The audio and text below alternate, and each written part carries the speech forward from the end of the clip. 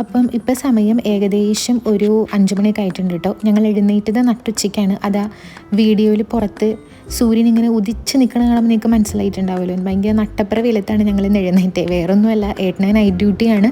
അപ്പം ഞങ്ങൾ എഴുന്നേറ്റപ്പോഴത്തേക്കും വണ്ടി പോണ വെച്ചാണേ ഒരു 1:30-2 മണി എന്തോ ആയിന്ന് തോന്നുന്നു. അപ്പം രാവിലത്തെ പരിപാടികൾ ഒക്കെ കഴിഞ്ഞിട്ടാണ് കേട്ടോ നമ്മൾ ഏട്ടൻ പോയി. അതിന് ശേഷമാണ് പിന്നെ ഞാൻ വീഡിയോ ഒക്കെ എടുത്തു തുടങ്ങിയത്.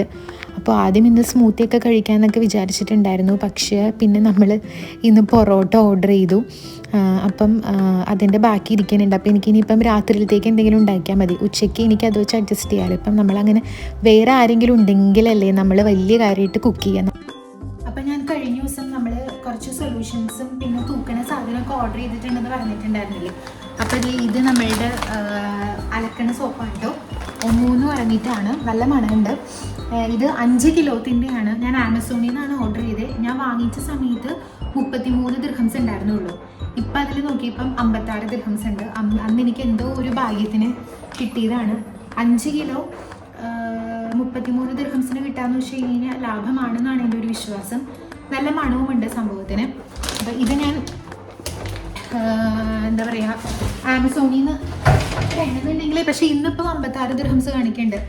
ഞാൻ എന്നാ ഓർഡർ ചെയ്തത് 2-3 ദിവസമായി തോന്നുന്നു. അപ്പോൾ 33 ദിർഹംസ് ഉണ്ടായിരുന്നുള്ളൂ.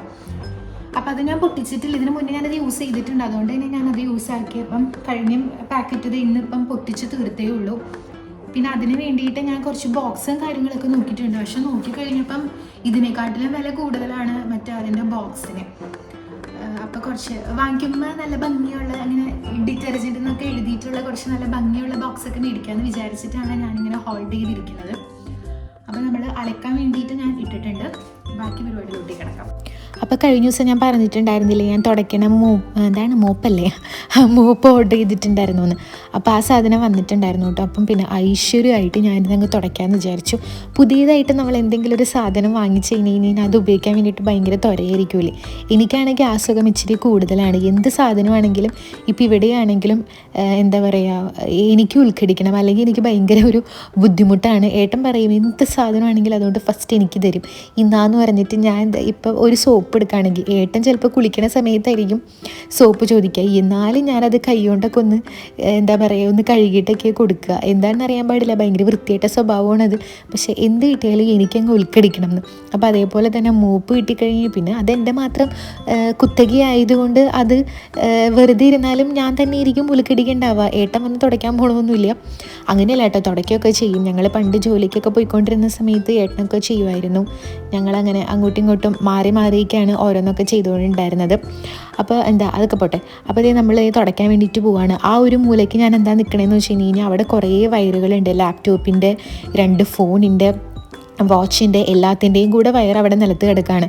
അപ്പം ഇനി അത് ചെറിയൊരു ടേബിൾ എന്തെങ്കിലുമൊക്കെ മേടിച്ചിട്ടൊന്ന് സെറ്റ് ചെയ്യണം. അവിടെ ഒരു നമ്മുടെ ബെഡ്റൂമിൻ്റെ ഒരു ചെറിയൊരു ടേബിൾ ഉണ്ട്. അത് കൂടാണ്ട് ഈ ഒരു സാധനങ്ങളൊക്കെ സെറ്റ് ചെയ്യുന്ന രീതിയിൽ എന്തെങ്കിലുമൊക്കെ ചെയ്യണം.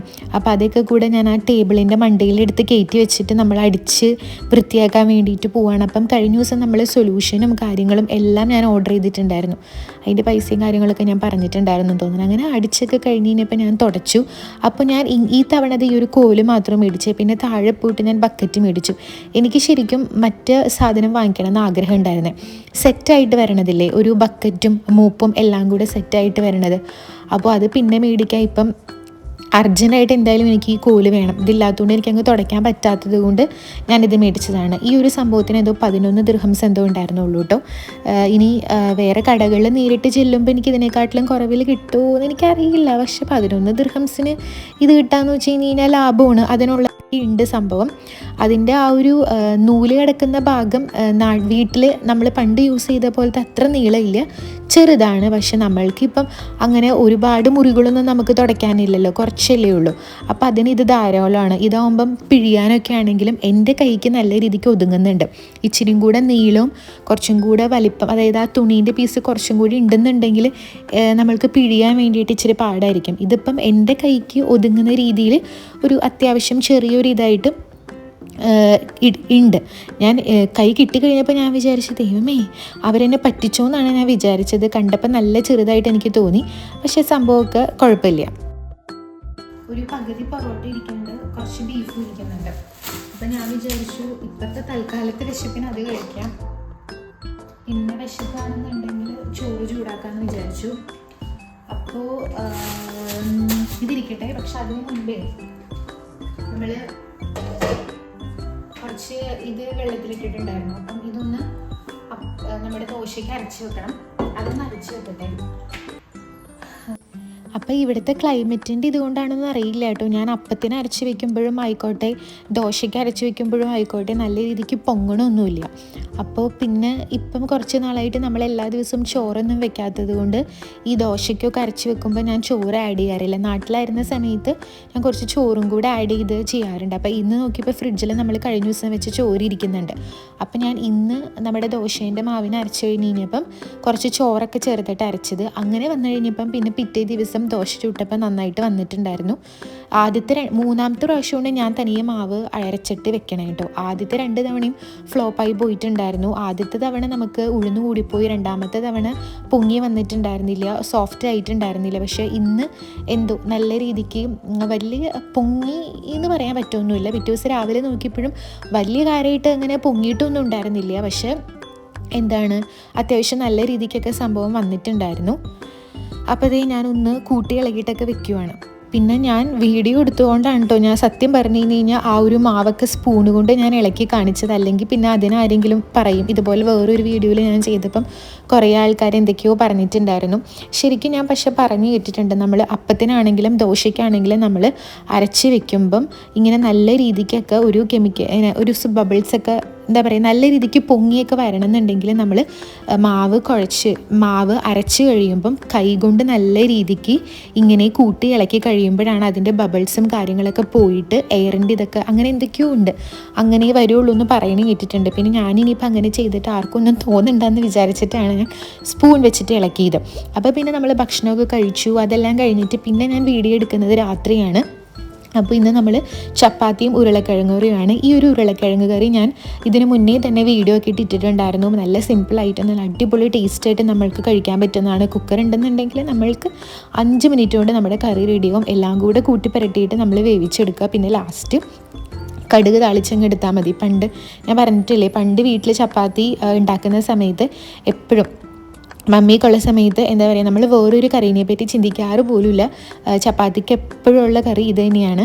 അപ്പോൾ ഇത് ഞാൻ വേറൊരു വീഡിയോയിൽ പറഞ്ഞിട്ടുണ്ടെന്ന് തോന്നുന്നു. പക്ഷേ ഞാൻ ഈ ഒരു സംഭവം എൻ്റെ റിലേറ്റീവ്സിൻ്റെ വീടുകളിൽ നിന്നും പിന്നെ ഞാൻ ചപ്പാത്തിക്ക് ഈ ഒരു കറി അങ്ങനെ കഴിച്ചിട്ടുണ്ടായിരുന്നില്ല. പിന്നെ ഞാൻ കഴിച്ചത് മമ്മിയുടെ ചേച്ചിയുടെ മോളുടെ വീട്ടിൽ ഒരു ദിവസം ഞങ്ങൾ പോയി കഴിഞ്ഞ് കഴിഞ്ഞപ്പം അവിടെ ചപ്പാത്തിക്ക് ഈ ഒരു സെയിം കറി, പണ്ട് മമ്മി ഉണ്ടാക്കി തരുന്ന പോലത്തെ സെയിം കറി ഞങ്ങൾ അവിടെ കണ്ടു.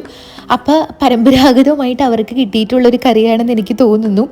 ചിലപ്പോൾ അല്ലാത്തവർക്കൊക്കെ അറിയുന്നുണ്ടായിരിക്കും കേട്ടോ. പിന്നെ ഞാനും ആ ഒരു പാത പിന്തുടർന്ന് ഇപ്പം മിക്കപ്പോഴും ചപ്പാത്തി ഉണ്ടാക്കുന്ന സമയത്ത് നമ്മൾ ഈ ഒരു കറിയാണ്. പക്ഷേ ഈ ഒരു കറി മാത്രമൊന്നുമില്ല കേട്ടോ, നമ്മൾ മുട്ടക്കറി ഉണ്ടാക്കും, പിന്നെന്താ വെജിറ്റബിൾ കുറുമ ഉണ്ടാക്കും, ചിക്കൻ കറി, അങ്ങനെ എല്ലാ സാധനങ്ങളും ചപ്പാത്തിൻ്റെ കൂടെ നമുക്ക് പോകുമല്ലോ, പരിപ്പും.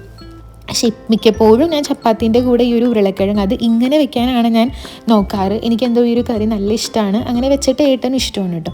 അപ്പോൾ പിന്നെ അതേ ചപ്പാത്തിക്ക് ഞാൻ നേരത്തെ തന്നെ കുഴച്ച് വെച്ചിട്ടുണ്ടായിരുന്നു, കുറച്ച് സോഫ്റ്റ് ആവണമെങ്കിലൊക്കെ സോഫ്റ്റ് ആവട്ടെ എന്ന് വിചാരിച്ചിട്ട്. അപ്പോൾ ഞാൻ കഴിഞ്ഞ ദിവസം ഉണ്ടാക്കി കഴിഞ്ഞപ്പോൾ നമുക്ക് 2 പേർക്കല്ലേ ഉള്ളൂ, എനിക്ക് അളവ് കിട്ടണ്ടായിരുന്നില്ല. ഫൈനലി ഞാൻ 2 പേർക്കുള്ള അളവ് കണ്ടുപിടിച്ചു. എൻ്റെ ഫ്രണ്ടിലിരിക്കുന്ന ഗ്ലാസ്സില്ലേ, ആ ഗ്ലാസ്സിൽ ഒരു ഗ്ലാസ് എടുത്തു കഴിഞ്ഞ് കഴിഞ്ഞാൽ, ഒരു ഗ്ലാസ് വേണ്ട, ഒരു ഗ്ലാസ്സിനെക്കാട്ടിലും ഒരു ഇച്ചിരി പൊടിക്ക് കുറവെടുത്ത് കഴിഞ്ഞ് കഴിഞ്ഞാൽ ഞങ്ങൾക്ക് 2 പേർക്കും ഒരു നേരത്തേക്കുള്ള മാവാകും. അപ്പോൾ കറക്റ്റ് ഒരു അളവ് കണ്ടുപിടിച്ച് കഴിഞ്ഞാൽ പിന്നെ നമ്മൾ ആവശ്യമില്ലാണ്ട് പൊടി വേസ്റ്റ് ചെയ്യണ്ടല്ലോ. അല്ലെങ്കിൽ പണ്ടൊക്കെ എനിക്ക് പറ്റുന്ന പൊടിയായിരുന്നു, ഒരു അളവും ഒരു കുന്തവും ഇല്ലാണ്ട് നമ്മളിങ്ങനെ കുറേ എടുക്കും, എന്നിട്ട് കുറേ മാവൊക്കെ കൊണ്ടുപോയി കാട്ടിക്കളയും. പണ്ടൊക്കെ പപ്പ കാണാണ്ട് ഒളിപ്പിച്ച് വയ്ക്കാൻ വേണ്ടിയിട്ട് ഞാൻ പറമ്പിലോട്ടേക്കൊക്കെ വലിച്ചെറിഞ്ഞിട്ടുണ്ട്. നമ്മൾ അവിടെ കോഴിക്ക് നമ്മൾ കഴിക്കാൻ വേണ്ടിയിട്ട് ഭക്ഷണം കൊടുക്കും. സാധാരണ രീതിയിൽ വേസ്റ്റൊക്കെ ഇടുന്നത് കോഴിക്ക് കൊടുക്കാനുള്ള ഒരു പാത്രത്തിലാണ്. പക്ഷെ അതിൻ്റെ ഉള്ളിൽ ഇട്ട് കഴിഞ്ഞ് കഴിഞ്ഞാൽ പപ്പ കണ്ടുപിടിക്കുമല്ലോ. അതുകൊണ്ട് ഞാൻ കള്ളത്തരമൊക്കെ കാണിച്ചിട്ട് വാതിലൊക്കെ, ഞങ്ങളുടെ വീടിൻ്റെ ബാക്കിലെ വാതിൽ എന്ന് വെച്ച് കഴിഞ്ഞാൽ തുറക്കുമ്പോൾ ഭയങ്കര ഒച്ചയൊന്നും കേൾപ്പിക്കാണ്ട് ഞാൻ കൊണ്ടുപോയി കളയൊക്കെ ചെയ്തിട്ടുണ്ട്. മാവൊക്കെ ഉരുട്ടിയിട്ടൊക്കെ അങ്ങോട്ടേക്ക് എറിഞ്ഞു കളയുമായിരുന്നു. ഇപ്പോൾ പിന്നെ അളവൊക്കെ കണ്ടുപിടിച്ചുകൊണ്ട് ആ ഒരു പ്രശ്നമില്ല. പിന്നെ ഞാൻ ചപ്പാത്തിയൊക്കെ പരത്തി, പിന്നെ ഇപ്പം ഞാൻ ചൂടണില്ല കേട്ടോ, ഞാൻ നേരത്തെ ചുട്ട് വെച്ചിട്ടുണ്ടായിരുന്നു. ഏട്ടനിപ്പം വെളുപ്പിനാണല്ലോ, ഇതിപ്പോൾ നൈറ്റ് ഡ്യൂട്ടി ഉള്ള സമയത്തെയാണ്. അപ്പോൾ ഇതേപോലെ ഞാൻ കുറച്ച് പൊടിയൊക്കെ ഓരോന്നിൻ്റെ മേലെ തൂകിയിട്ട് ഞാൻ ആ ഒരു പാത്രത്തിൽ അങ്ങ് അടച്ച് വെക്കും. പിന്നെ ഏട്ടൻ വന്ന് കഴിയുമ്പോഴത്തേക്കുമാണ് ഞാൻ ചെയ്യുള്ളൂ. പിന്നെ കാരണം നേരത്തെ ചുട്ട് വെച്ച് കഴിഞ്ഞാൽ നമുക്ക് കാസ്ട്രോളില്ല, കാസ്ട്രോളിൽ വെച്ചാലും ചിലപ്പോൾ ആ സോഫ്റ്റ്നെസ് ഒക്കെ അങ്ങോട്ട് പോകുമല്ലോ, ചൂടോടുകൂടെ അങ്ങ് കഴിക്കുമ്പം രസമുണ്ടല്ലോ. അപ്പം പിന്നെ ഏട്ടൻ വന്നിട്ട് പരത്താൻ വേണ്ടിയിട്ട് നിന്ന് കഴിഞ്ഞ് കഴിഞ്ഞാൽ ഓൾറെഡി അത് വിശന്ന് പൊരിഞ്ഞിട്ടായിരിക്കും വരണ്ടാവുക. പിന്നെ ഏട്ടൻ വന്നിട്ട് ഞാൻ പരത്താൻ നിന്ന് കഴിഞ്ഞ് കഴിഞ്ഞാൽ കുറച്ചും കൂടെ സമയം പോകുമല്ലോ എന്ന് വിചാരിച്ചിട്ട് ഇത് ഞങ്ങൾ പണ്ട് ഇവിടെ കരാമയിൽ താമസിച്ചിട്ടുണ്ടായിരുന്നു. അപ്പം അവിടെ അടുത്തൊരു ചേച്ചി ഉണ്ടായിരുന്നു. ആ ചേച്ചീൻ്റെ അടുത്ത് പറഞ്ഞിരുന്ന ട്രിക്കാണ്, എടി നീ ആ സമയത്ത് പരത്താൻ നിൽക്കണ്ട, ഇതുപോലെ കുറച്ച് പൊടിയൊക്കെ തൂകിയിട്ട് ഇങ്ങനെ അങ്ങ് എടുത്ത് നീ വെച്ചാൽ മതി എന്ന് പറഞ്ഞിട്ട്. അപ്പം ഒരു പാത്രത്തിൽ കുറച്ച് ഗോതമ്പ് പൊടി ഇടും, പിന്നെ അതിൻ്റെ മേലെ ഞാൻ ഒരു ചപ്പാത്തി പരത്തിയിടും, പിന്നെ കുറച്ച് പൊടി വിതറും, പിന്നെ ചപ്പാത്തി ഇടും. അങ്ങനെ ഇതിനെ ലെയർ പോലെ ആക്കി അങ്ങ് വെക്കും. നമ്മളുടെ കറിയൊക്കെ സെറ്റായിട്ടുണ്ട് കേട്ടോ. കടുകത്ത് താളിച്ച് അടിപൊളിയായിട്ട് കറി വന്നിട്ടുണ്ട്. ഇങ്ങനെ ഉണ്ടാക്കാത്തവരൊന്ന് ട്രൈ ചെയ്ത് നോക്കട്ടെ. എല്ലാം കൂടി സവാള, പച്ചമുളക്, മഞ്ഞൾപ്പൊടി, മുളക് പൊടി, ഒരു ഇച്ചിരി കറി മസാലയൊക്കെ കൂടിയിട്ട് വേവിക്കുക. സവാളയൊക്കെ ഇട്ടിട്ട് ഏറ്റവും ലാസ്റ്റ് നമ്മൾ ഒന്ന് കടുക് താളിച്ച് ഒഴിക്കുക. അടിപൊളി ടേസ്റ്റാണ്, നല്ല സിമ്പിളാണ്. കുക്കർ ഉണ്ടെന്നുണ്ടെങ്കിൽ 5 മിനിറ്റ് കൊണ്ട് പരിപാടി കഴിയും. അപ്പോൾ അത് കഴിഞ്ഞ് കഴിഞ്ഞപ്പം നമ്മൾക്ക് അവിടെ ക്ലീൻ ചെയ്യാൻ വേണ്ടിയിട്ടുണ്ടായിരുന്നു. ഇവിടെ പത്രമൊന്നും വരുത്തണില്ലല്ലോ, പത്രമൊന്നും ഇല്ലാത്തതുകൊണ്ട് എനിക്ക് ന്യൂസ് പേപ്പറൊന്നും ഇട്ടിട്ട് അതിൻ്റെ മേലെ പരത്താൻ പറ്റിയില്ല. വീട്ടിലായിരുന്ന സമയത്ത് ഞാൻ ഇങ്ങനെ ചപ്പാത്തി ഉണ്ടാക്കുമ്പോൾ നമുക്കറിയാമല്ലോ, ആ ഉണ്ടാക്കുന്ന സ്ഥലം മൊത്തം മെനയേടാകും. അപ്പോൾ ഇങ്ങനെ ന്യൂസ് പേപ്പർ വിതറിയിട്ട് അതിൻ്റെ മേലെ പലക വെച്ചിട്ടാണ് ഞാൻ ചപ്പാത്തി പരത്തിക്കൊണ്ടിരുന്നത്. ഇപ്പോൾ ഇവിടെ നമുക്ക് ആകെക്കൂടെ വല്ല ലീഫ്ലെറ്റോ കാര്യങ്ങളോ ബ്രൗഷറോ അങ്ങനെ എന്തെങ്കിലും കിട്ടിയാലേ ആവും, അല്ലാണ്ട് ന്യൂസ് പേപ്പറൊന്നും ഇല്ല. അപ്പോൾ പിന്നെ സാധാ വേറെ ഇങ്ങനെ പരത്തലേ നിവർത്തിയുള്ളൂ. അപ്പോൾ അത് നിങ്ങൾക്ക് ഇവിടെ കാണുന്നുണ്ടാവും, നമ്മുടെ മറ്റേ സ്ലാബുമൊക്കെ അത്യാവശ്യം നല്ല രീതിക്ക് പൊടിയൊക്കെ പിടിച്ചിട്ടുണ്ടായിരുന്നു. അപ്പോൾ അതൊക്കെ കൂടി എനിക്ക് ക്ലീൻ ചെയ്യണം. പിന്നെ ഞാൻ ഉടനെ തന്നെ നമ്മുടെ പലകയും കൂടെ അങ്ങോട്ട് ഇട്ടു. ഇനി അവിടെ അങ്ങനെ വെച്ച് കഴിഞ്ഞ് കഴിഞ്ഞാൽ ചില സമയങ്ങളിൽ ഞാൻ കട്ടയൊക്കെ പിടിച്ചിട്ട് വരാറുണ്ടെങ്കിൽ വെള്ളത്തിൽ കുതിർക്കാനിടാറുണ്ട്. പക്ഷേ ഈ ചപ്പാത്തി പലക നമ്മൾ പുതിയത് ഈ തവണ നാട്ടിൽ പോയിട്ട് വന്നപ്പോൾ കൊണ്ടുവന്നത്. അപ്പോൾ 2-3 തവണയിൽ ഉണ്ടാക്കിയിട്ടുള്ളൂ. അപ്പം അങ്ങനെ പറ്റി പിടിച്ചിട്ടുള്ള പ്രശ്നങ്ങളൊന്നും വരണമൊന്നുമില്ല. അപ്പോൾ അതേ കൈയോടുകൂടെ ഞാൻ അതൊക്കെ കഴുകി അങ്ങനെ വെച്ചു. വെള്ളം പോയിട്ട് താഴേക്ക് എടുത്ത് വെക്കാമെന്ന് വെച്ചു. കാരണം പ്രത്യേകിച്ചും മരം കൂടെയല്ലേ, വെള്ളത്തെ പാടിയിട്ട് നമ്മൾ താഴേക്ക് എടുത്ത് വെച്ച് കഴിഞ്ഞാൽ മണം വരും. ഇപ്പം എനിക്ക് ആ മറ്റൊരു സാധനം മേടിക്കണം, ഇങ്ങനെ പാത്രങ്ങൾ കഴുകിയിട്ട് അടക്കി വെക്കാനുള്ളതല്ലേ. കാരണം ചില സമയത്ത് ഞാൻ പാത്രങ്ങൾ വെള്ളത്തോടു കൂടെ നമ്മുടെ കബോർഡിൻ്റെ താഴത്തെ കബോർഡിലോട്ടൊക്കെ എടുത്ത് വെച്ചിട്ട് കബോർഡ് തുറക്കുമ്പോൾ ഒരു മണം വരാറുണ്ട്. അപ്പോൾ അത് എനിക്ക് എന്തോ ഇങ്ങനെ കുറേ പാത്രങ്ങൾ സ്ലാബും അങ്ങനെ ഉണക്കാൻ വേണ്ടിയിട്ട് വെക്കണത് കാണുമ്പോൾ എനിക്കൊരു ഇഷ്ടമില്ല. എനിക്ക് സ്ഥലം എന്താ പറയുക, അത്യാവശ്യം ശൂന്യമായിട്ട് കിടക്കുമ്പോഴാണ് വൃത്തിയാവൂ എന്നുള്ള ഒരു മെൻറ്റാലിറ്റിയാണ്. പക്ഷെ അങ്ങനെയൊന്നുമല്ല, ഉള്ള സാധനങ്ങൾ നമ്മൾ അടക്കം ചുറ്റോടും കൂടെ വെച്ചാൽ മാത്രം മതി കേട്ടോ. അപ്പോൾ അങ്ങനെ ഞാൻ ചില സമയത്ത് കഴുകിയ ഉടനെ തന്നെ നമ്മുടെ കബോർഡിലോട്ട് എടുത്ത് വെക്കണതുകൊണ്ട് മണം ചിലപ്പോൾ വരാറുണ്ട്. അപ്പോൾ അതുകൊണ്ട് ഇപ്പം മറ്റേ സാധനം കൂടെ മേടിക്കണം. പിന്നെ ഇതിപ്പോൾ പ്രത്യേകിച്ച് മരം ആയതുകൊണ്ടാണ് ഞാൻ പിന്നെ ഉണക്കാനിട്ടത്.